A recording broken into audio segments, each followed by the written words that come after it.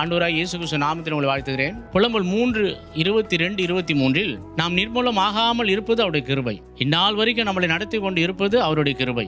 ஏனென்றால் நமக்காக பலியானதனால் அவன் பிதாவினிடத்தில் மன்றாடி கொண்டு இன்றும் நமக்காக பரிந்து பேசிக் கொண்டு இருக்கிறார். ஆகையினால் நாம் நிர்மூலமாகாமல் இருக்கிறோம். அவருடைய கிருபை பெரிது. அவர் நமக்காக கொடுத்த இரத்தம் இவை எல்லாம் கர்த்தருடைய கிருபையே என்று சொல்லப்பட்டிருக்கிறது.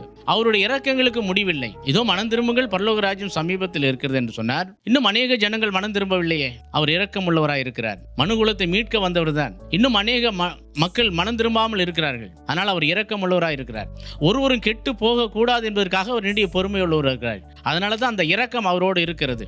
அவைகள் காலைதோறும் புதிதாக இருக்குது என்று சொல்ல பார்க்கிறோம். காலைதோறும் அவருடைய கிருபை. அப்பா, இன்றைக்கு நான் எழுந்தேன். இந்த நாள் முழுவதும் நீங்க நடத்த வேண்டும். இந்த நாள் முழுவதும் நீங்க எங்களை பாதுகாத்துக்கணும். நான் போகும்போது வரும்போது நீங்க கூட இருக்கணும். இப்படி அவர் காலைதோறும் அவரை நாம் வேண்டிக் கொள்ளும் போது அவர் நம்ம கூட இருப்பார். ஏனென்றால் இந்த உண்மை பெரிதா இருக்கிறது. இதோ மரித்தேன், சதா காலம் உயிரோடு இருக்கிறேன். யாராவது சொல்லியிருக்காங்களா? எந்த மகான்களாவது சொல்லியிருக்கா நான் உயிரோடு இருக்கிறேன் அப்படின்னு? ஆண்டவர் மட்டும் சொன்னார், இதோ மரித்தேன், சதா காலம் உயிரோடு இருக்கிறேன். கடைசி நாட்கள் உங்களை நான் எழுப்புவேன். நான் உங்களுக்கு நித்திய ஜீவனை அளிப்பேன்.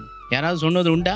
உணர்ந்து கொள்ளுங்கள். ஆண்டவரை அறிந்து கொள்ளுங்கள். சத்தியத்தை அறிந்து கொள்ளுங்கள். சத்தியம் உங்களை விடுதலை ஆக்கணும். நீங்கள் பூமியில வாழும்போதே பாவ மன்னிப்பு நிச்சயத்தோடு இந்த பூமியில வாழணும் என்று ஆண்டவர் விரும்புகிறார். அவர் விருப்பத்துக்கு மாறாக நடக்காதீர்கள். ஆண்டவர் உங்களை நேசிக்கிறார். சீக்கிரம் வரப்போகிறார். நாட்கள் நெருங்கி கொண்டு இருக்கிறது. ஆண்டவரை அறிந்து கொள்ளுங்கள். சத்தியத்தை அறிந்து கொள்ளுங்கள். நாம் நிர்மூலமாகாமல் வாழ ஆண்டவரிடத்தில் ஓடி வாருங்கள். கர்த்தர் உங்களை ஆசீர்வதிப்பாராக. ஆமென்.